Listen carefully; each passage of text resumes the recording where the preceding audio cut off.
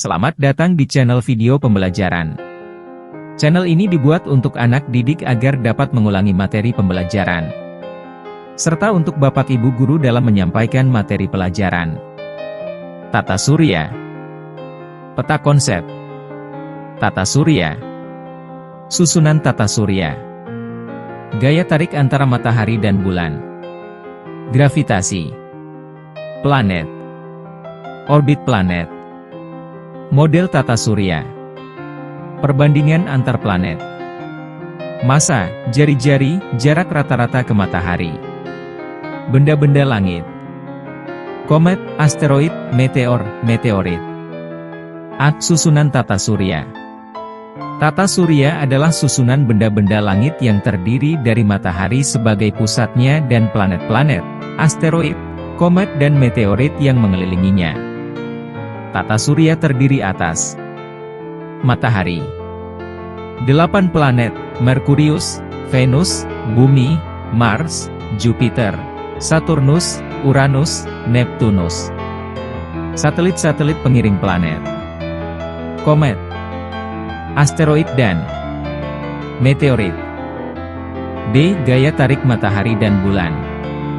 Claudius Ptolemeus, 178 m, di Alexandria memperkenalkan geocentris sistem yang menyatakan bahwa bumi sebagai pusat peredaran tata surya. Nicolaus Copernicus, 1473-1543, mempertanyakan asumsi dari Ptolemeus. Copernicus menyatakan bahwa bumi dan anggota tata surya yang lain beredar mengelilingi matahari, dan bumi berputar pada porosnya. Teori atau asumsi Nicolaus Copernicus dituangkan dalam sebuah bukunya yang berjudul De Revolutionibus Orbium Coelestium, mengenai revolusi orbit langit, pada tahun 1543. Teori yang beranggapan bahwa matahari sebagai pusat tata surya disebut heliosentris. Helios berasal dari bahasa Yunani yang berarti matahari. Bulan merupakan satelit bumi, oleh karena itu bulan beredar mengelilingi bumi. Peredaran bulan mengelilingi bumi disebabkan gaya tarik-menarik antara bumi dan bulan yang disebut gaya gravitasi. Selain beredar mengelilingi bumi, bulan juga mengalami rotasi dan revolusi. Sebuah benda apapun jika dilempar ke atas akan jatuh kembali ke bumi. Hal ini disebabkan oleh gaya gravitasi. Gaya gravitasi. Seorang ahli fisika Sir Isaac Newton menyelidikinya dan menyimpulkan bahwa besarnya gaya gravitasi berbanding lurus dengan hasil kali kedua massa benda dan berbanding terbalik dengan kuadrat jarak antara pusat massa dua benda tersebut. Gaya gravitasi, F, dinyatakan dengan persamaan, seperti di bawah ini. Dengan M1 dan M2 adalah massa masing-masing benda dinyatakan dalam satuan kilogram dan R adalah jarak antara pusat massa dua benda dinyatakan dalam satuan meter, dan G besar adalah konstanta gravitasi dinyatakan dalam satuan Nm2 kilogram 2 Newton kali meter kuadrat per kilogram kuadrat. C. Orbit planet. Gaya gravitasi berpengaruh juga pada matahari dan planet. Massa dan gravitasi matahari yang besar selalu berusaha menarik planet-planet ke arah matahari. Meskipun demikian, planet-planet juga berusaha mempertahankan geraknya yang cenderung lurus.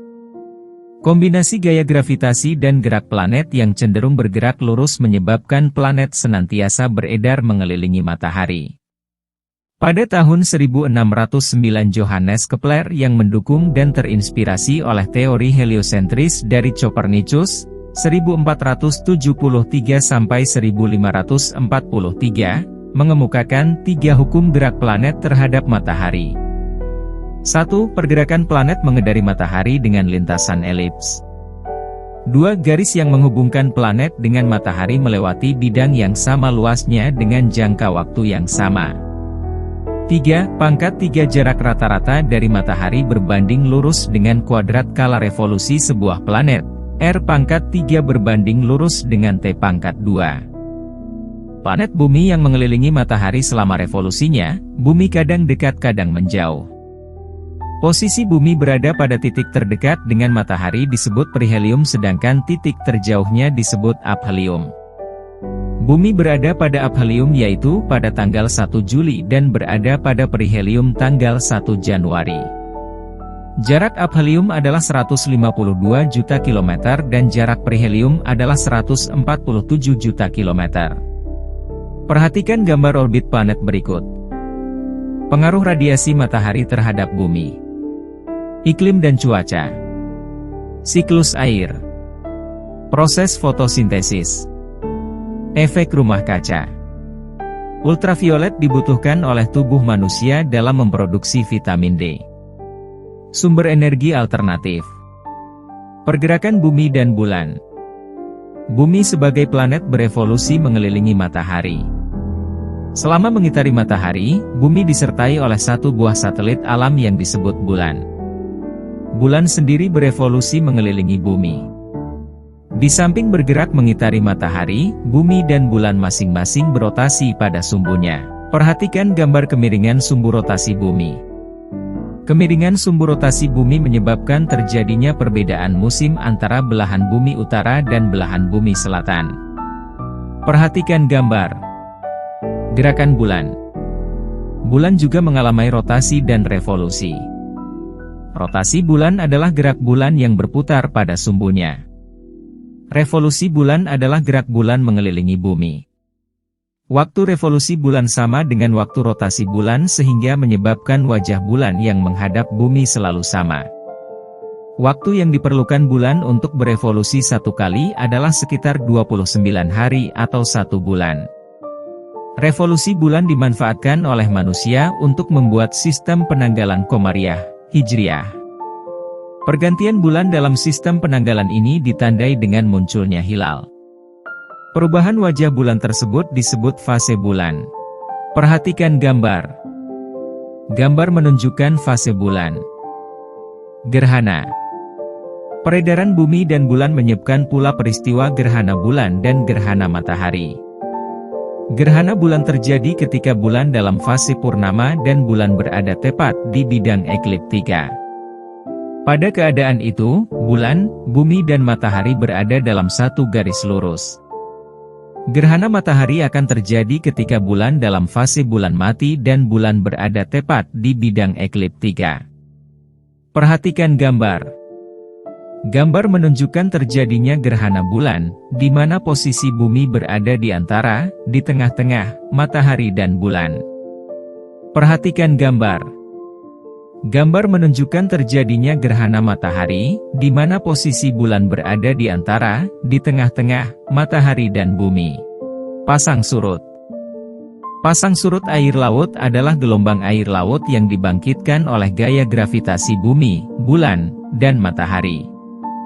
Gaya gravitasi bulan, bumi dan gaya gravitasi matahari akan menarik dan menekan air laut. Perpaduan bekerjanya gaya-gaya tersebut menyebabkan terjadinya pasang surut air laut. Perhatikan gambar. Gambar menunjukkan pasang purnama terjadi saat fase bulan mati dan bulan purnama. Perhatikan gambar. Gambar menunjukkan pasang perbani terjadi saat fase seperempat pertama dan seperempat ketiga. Demikianlah video pembelajaran kali ini. Sampai jumpa pada video pembelajaran berikutnya. Terima kasih. Jangan lupa komen, like, subscribe, dan share.